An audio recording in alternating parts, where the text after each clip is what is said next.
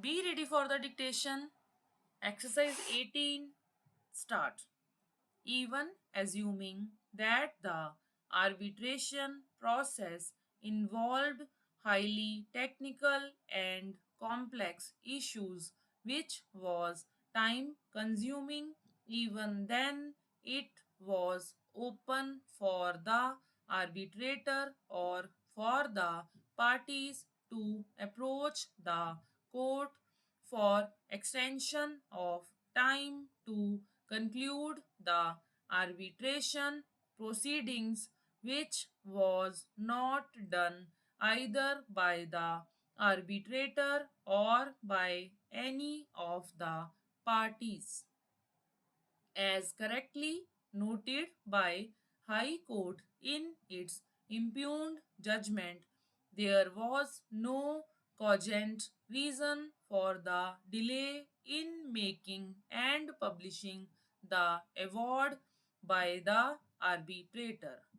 He already had the relevant materials at his disposal and could base his findings on the observations made by the three arbitrators who were appointed prior to him.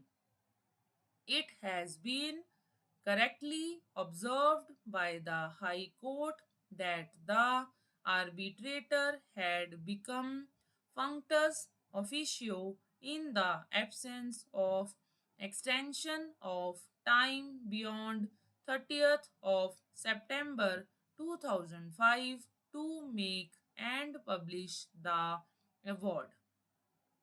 After the said date, the arbitrator had no authority to continue with the arbitration proceedings. The learned counsel, appearing on behalf of the appellant, argued that in the absence of any statutory period prescribed under the Act for rendering an award, the direction of the court to conclude the arbitration proceedings within the time prescribed by it would not make an award passed beyond the time so prescribed null and void.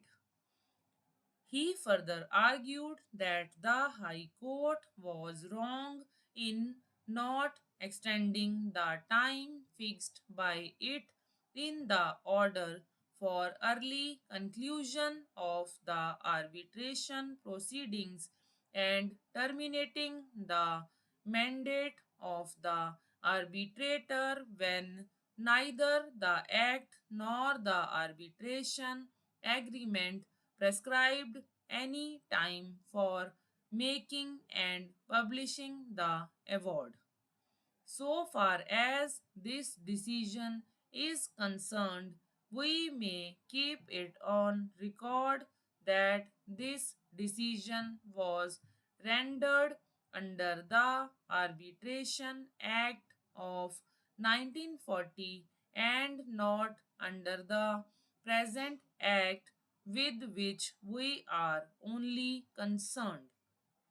In view of our reasoning given here in after and in view of the facts involved in this case, we do not find any ground to rely on this decision of this court for the purpose of this case.